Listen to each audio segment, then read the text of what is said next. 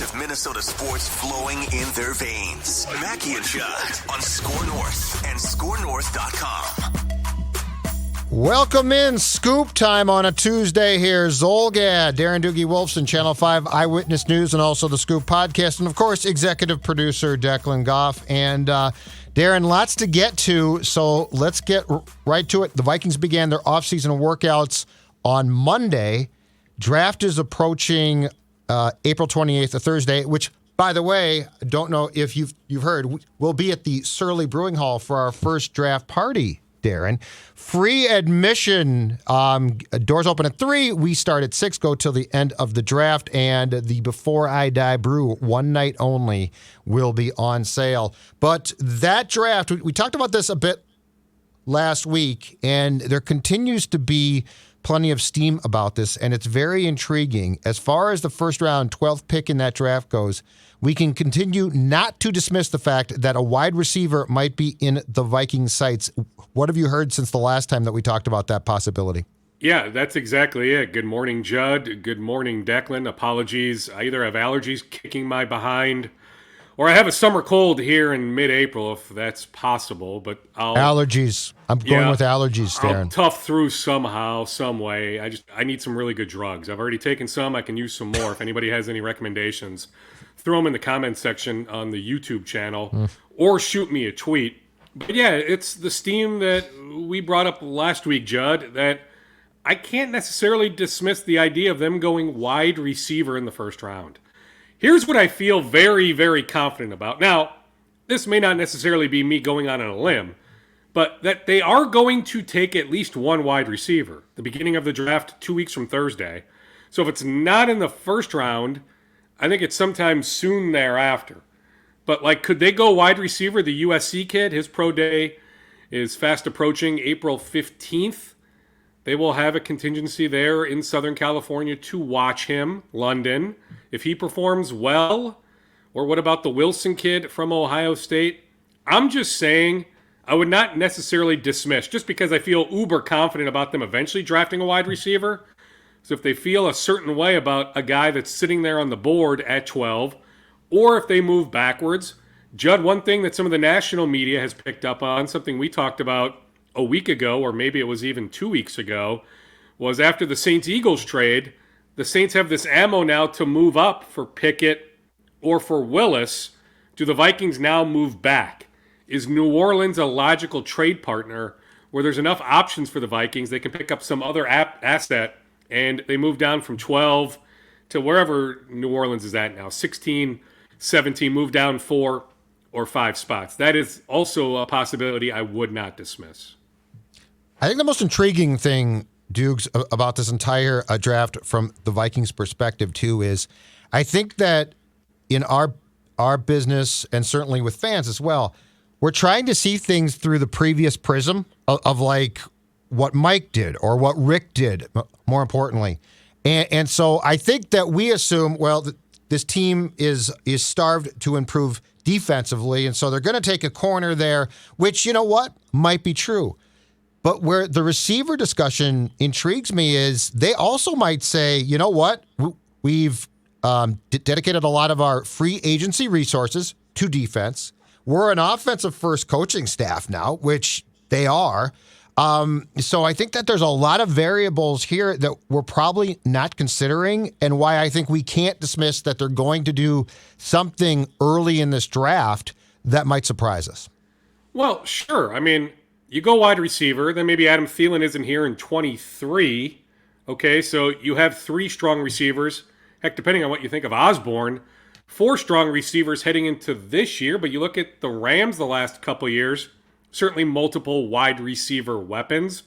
Then 23 and beyond, maybe Thielen isn't here. Certainly Thielen isn't here 24. The question is Thielen here in 23? So you could argue it is a position of need.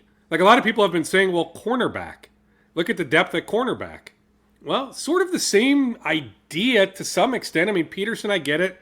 Another 1-year deal. There are question marks all over the place. But like outside of Jefferson, there are question marks at wide receiver beyond this year, plus a wide receiver. We've seen a lot of rookie wide receivers have an immediate impact going back the last few years. Why not help the offense? After you mentioned it, free agency was devoted in large part to the defense. But you're right. I mean, there are no tendencies we can pick up on. I'll give you an example. Right. So if you look at all the draft prospects they've brought to town, I don't have the full list. But it's like one or two potential first round guys, maybe one or two day 2 guys. It's a ton of day 3/undrafted free agents. That wasn't necessarily the strategy that Rick Spielman went with. He would bring in maybe not necessarily first round guys, but a decent amount of day 2 guys. So that's one thing that to me was at least interesting. They brought in a number of cornerbacks, so I'm sure they will take a cornerback at some point. I just don't know if it'll be at 12. We know Sauce Gardner. I think it's safe to say Sauce Gardner will not be on the board at 12. Will Derek Stingley Jr., the LSU cornerback, be on the board at 12? Let's say he's on the board. Let's say Garrett Wilson's on the board. Let's say Drake London is on the board. Let's say one of those Georgia, if not multiple Georgia interior defensive linemen. I don't think the Walker kid will be on the board, the pass rusher. The other interesting name would be the Eden Prairie kid, Jermaine Johnson. Was at Georgia, went to a JUCO, then went to Georgia, finished up his collegiate career at Florida State. There's a lot of Jermaine Johnson upper half of the first round steam. Not necessarily here, although I know the Vikings have done a great amount of homework on him. I can tell you that much. He did take official visits to the Jets, to the Titans. I can tell you that. But that's an interesting name. We haven't talked much about him. I mean, there's a decent amount of Minnesota flavor with this draft, but nobody more so than the former Eden Prairie Eagle, Jermaine Johnson. And then there also is, and we've certainly discussed this, the potential of the Vikings trading back to try and get a 2023 first-round pick from a different team and then go into 2023 with 2 first-round picks to potentially package those to go up and get a quarterback. So, like, there are a ton of different scenarios that could play out here. And I'll tell you, as far as that goes, and I've told Dex this, I really am intrigued by the thought of going back in the first round and securing a 2023 first-round pick, because at some point in time, you're going to have to say, we got to find a quarterback. And I think 2023, with the quarterback class, which is deep compared to this year, it certainly lends itself to next April being an opportunity to address that position. Well, Kirk Cousins said on Monday, Judd, he hopes to retire a Viking. Yeah. I Congratulations. don't think Kwesi and Kevin are quite there. Like, let's see how this year goes first. My rebuttal, Judd, the obvious rebuttal is, I love what you're saying. Like, I love that Philadelphia side of that New Orleans-Philadelphia transaction. Yes, but agree. Who exactly is putting a 2023 first, knowing the value that next year's draft has, particularly at the quarterback position? Like, who? Like, to me, it's not Pittsburgh, right? Because if you look at the Mitch Trubisky contract, that's a year-to-year proposition. Like, why would Pittsburgh give up its 2023 first-round pick? So I don't know. I don't know who that partner is. Well, it depends, I think, on this. And this very well might not happen. But I think if Willis or Pickett fall, I don't think that they will, but if they do, I think that's where somebody might make a snap decision that might not be wise, but if you're the Vikings, could benefit you. So you don't think? Like, if I had to bet right now, I'll write that down 16 days out. Be careful. Both Pickett, I know. I think both Pickett and Willis are on the board at pick 12. I have a hard time, like we're seeing more, to use your word, steam, that both of them will be gone. Here's my question. Will somebody like the Saints go up and get them? Will the Lions take one? More and more mocks are drafting what? No, the Panthers are having Pickett go to the Panthers. Like, I think Pickett's a big risk. I wouldn't do that, but that becomes my question is, if Malik Willis were to fall to 12, would somebody come up and try and get him? And if they did, I think in that case, you could probably get their 2023 first. Well, I mean, that is the best case scenario. The elephant in the room is Carolina, right? Because they don't have a 2, they don't have a 3. Carolina Yes. has this desperate need for a quarterback. So doesn't Carolina need to grab a quarterback in the first round? They're not waiting until the fourth round. But are you do taking they Pickett at move 6? down? Do they potentially move down? Is a certain offensive lineman on the board at pick 6 where they can move backwards?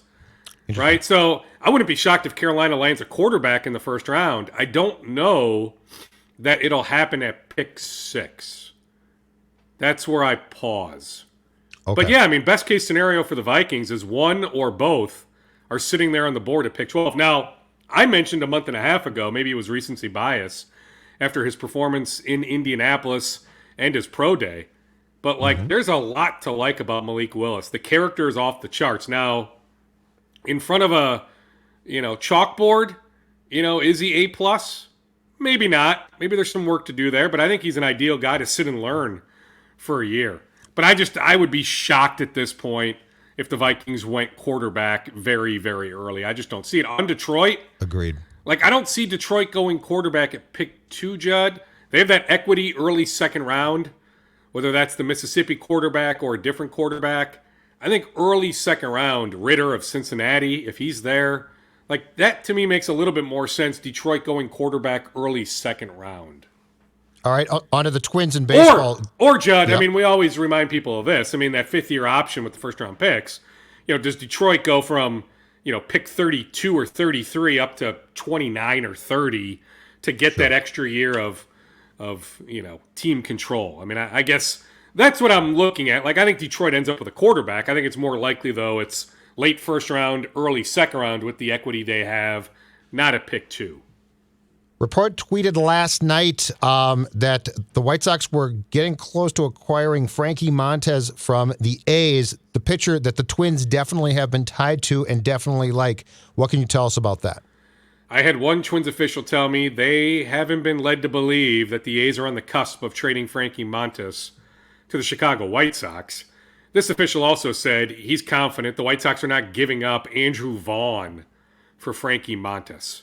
And Oakland wants Andrew Vaughn. So I don't know if there's a match there to be had. Clearly the White Sox have interest in Montas. Yes, the Twins do. The Royals, the Yankees. There's a bunch of teams that can use another starting pitcher that have a clear interest in Montas. But I can just tell you from the Twins standpoint, because they've been in enough chatter with Oakland. They don't have a sense that Oakland's on the cusp of moving Montas. Now, the Twins are going to remain interested in Montas. They are going to continue to try on Montas. But right now, as we sit here on Tuesday morning, the 12th of April, Judd, there's just not a sense from the Twins that the White Sox are on the cusp of acquiring Frankie Montas. Justin Upton, who I believe the Twins have been tied to, at least loosely, are they exploring the opportunity to sign the veteran recently jettisoned by the Angels? Yeah, so he cleared waivers officially. It was either late Friday night or first thing Saturday morning. No surprise.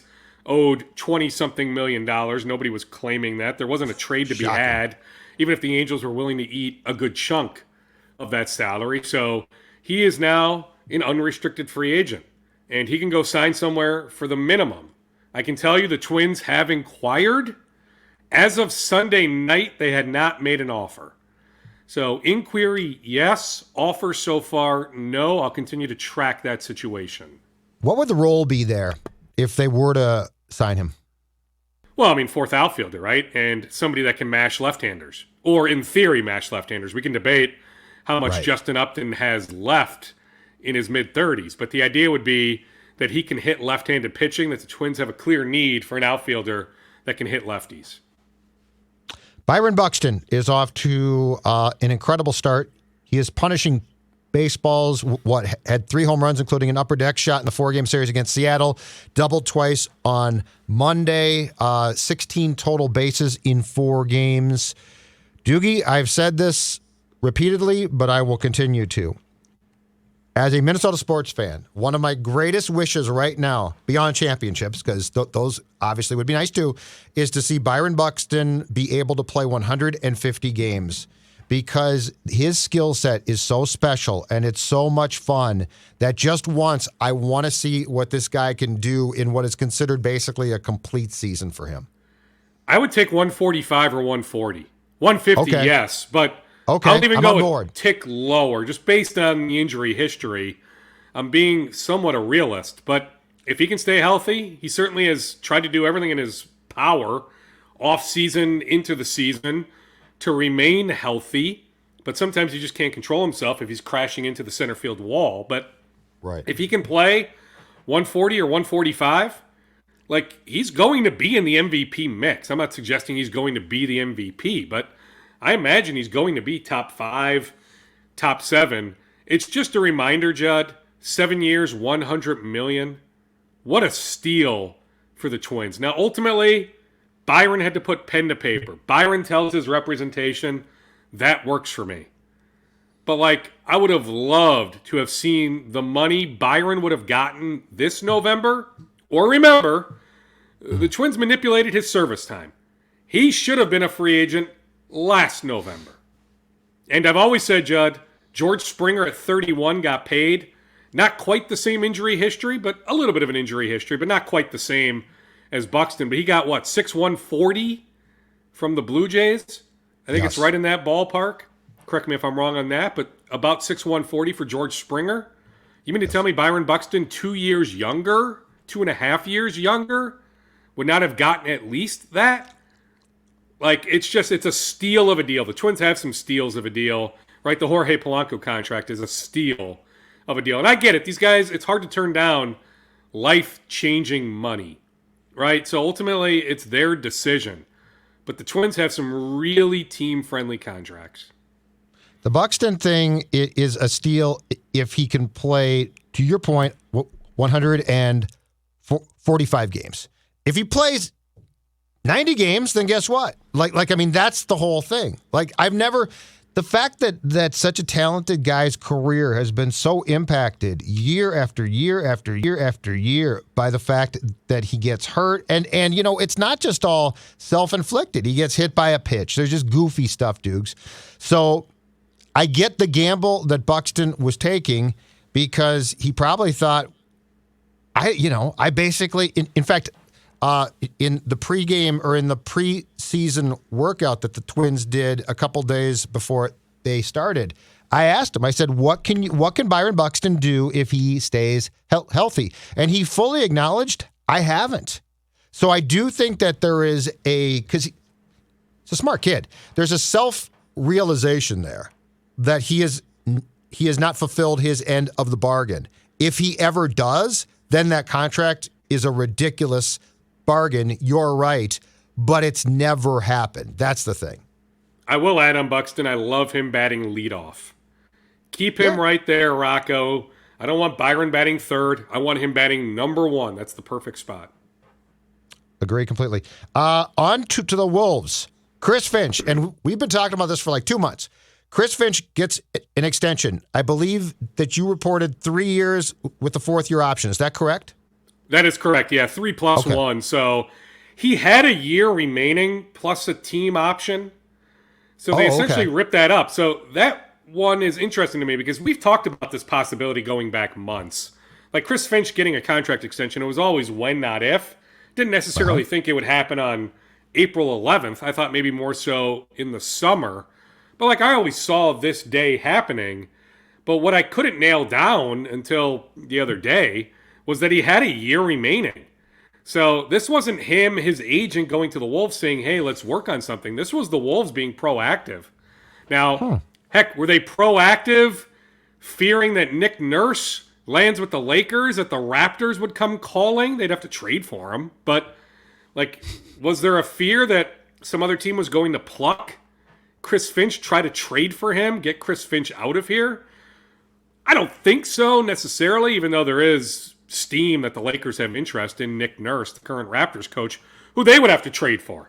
He's under contract. So if I'm the Raptors, I love Nick Nurse, excellent coach. I'm not trading him to the Lakers. So, point dead.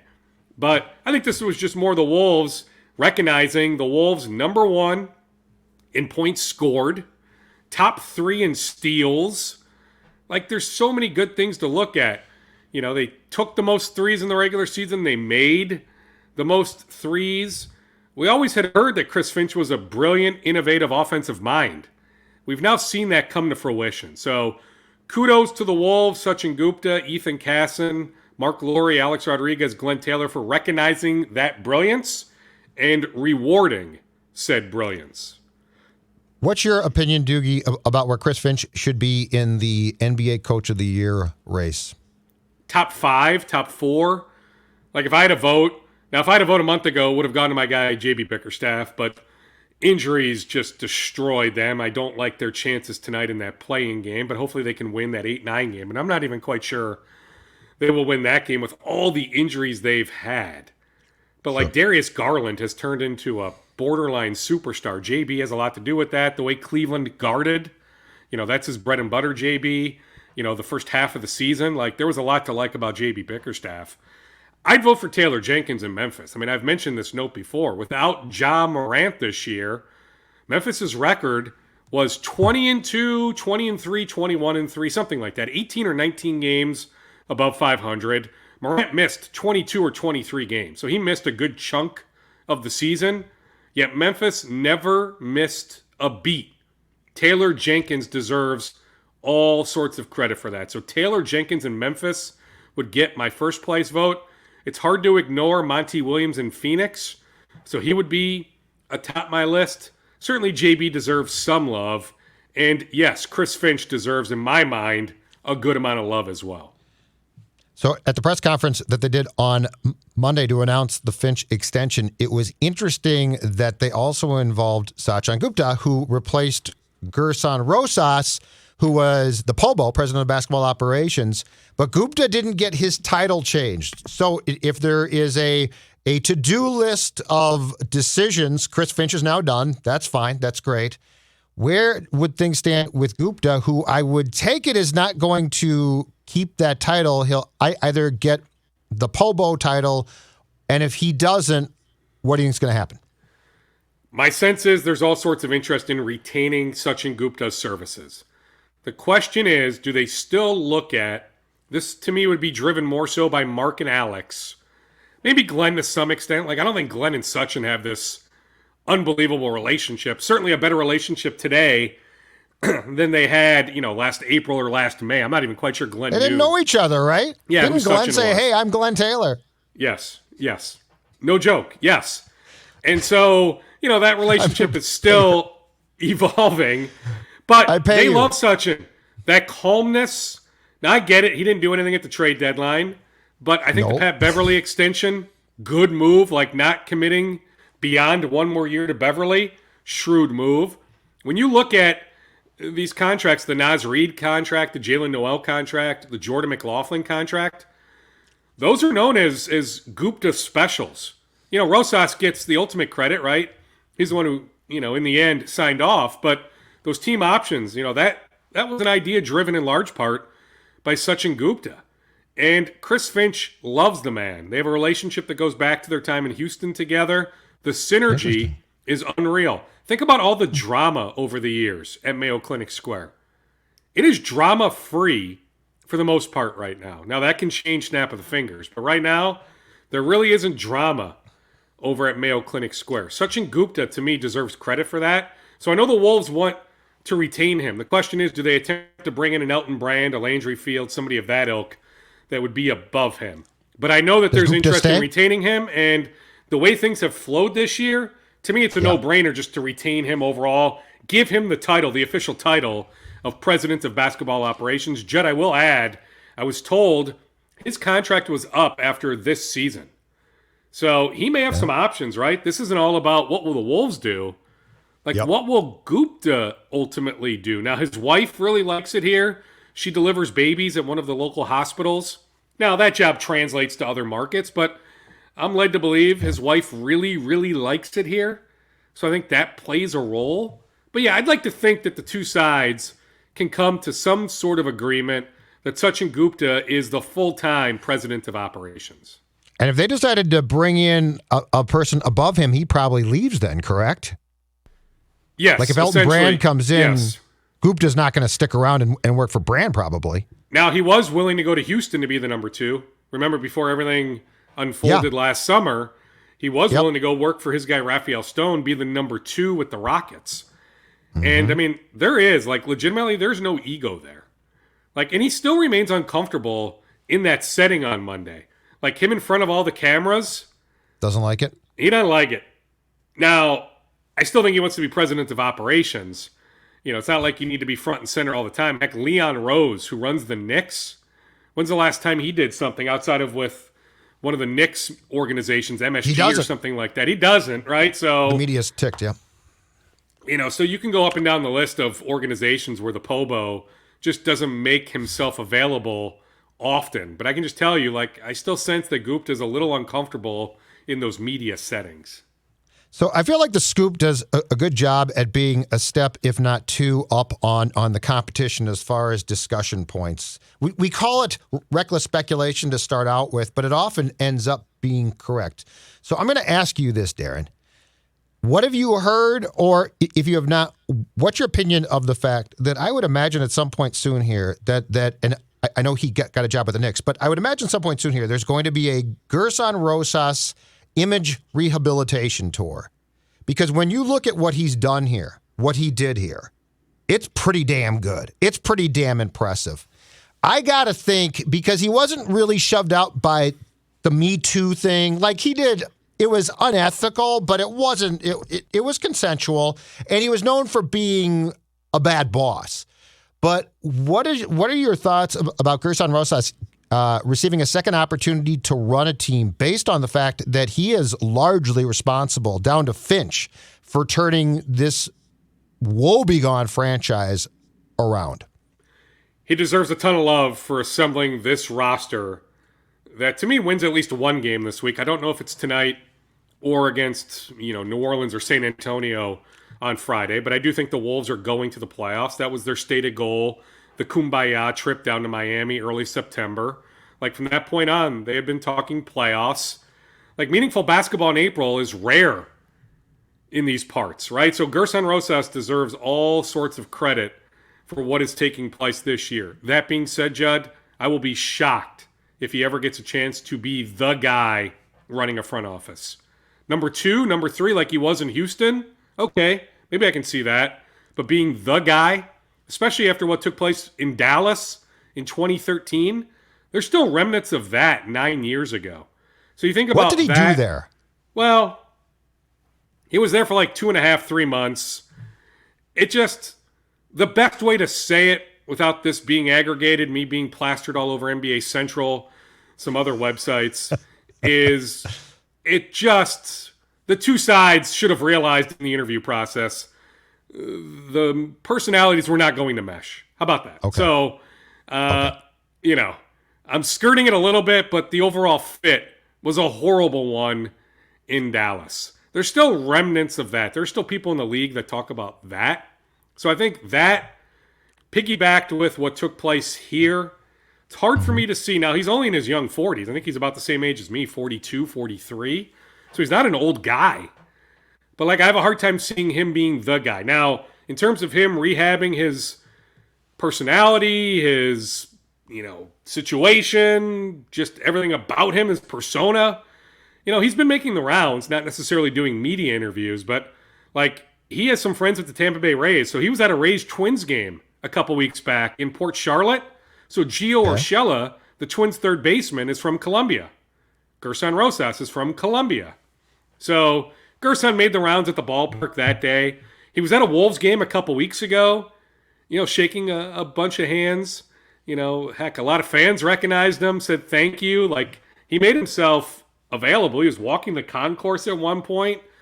So that was happening. He's been to other games. He's been traveling with the Knicks a little bit. So he's been around NBA arenas a lot. So a lot of people in NBA circles have caught up with him. They seem to think he's in a pretty good place, all things considered. But I'm just telling you, I would struggle to find that ownership group that would say, here, Gerson, here's the keys to my front office. All right, sir. Do you have some final scoops to close with, or should we just talk to you on Thursday? Well, I can tell you that Ryan Larson, Cretin-Durham Hall point guard, so he had a nice run at Wofford. He committed on Monday to College of Charleston. Pretty good basketball program. So the Gophers reached out to him initially. They never extended him an offer. I expect some things to ramp up as soon as the next 24 to 48 hours on the portal front. some stuff that will be intriguing to Gophers fans.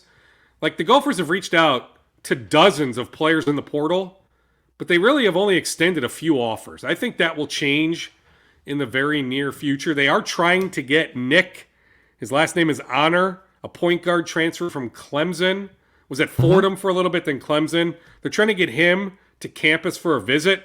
He's highly interested in playing here. They still remain very interested in Sam Sessoms, the Penn State guard transfer. He's got the Gophers in his final 6. But if you're intrigued by Ben Johnson, roster construction, the transfer portal, look for some stuff to ramp up in the coming days. Great stuff. Talk to you on Thursday, Dukes. Okay, sounds good, Judd. See you, Declan.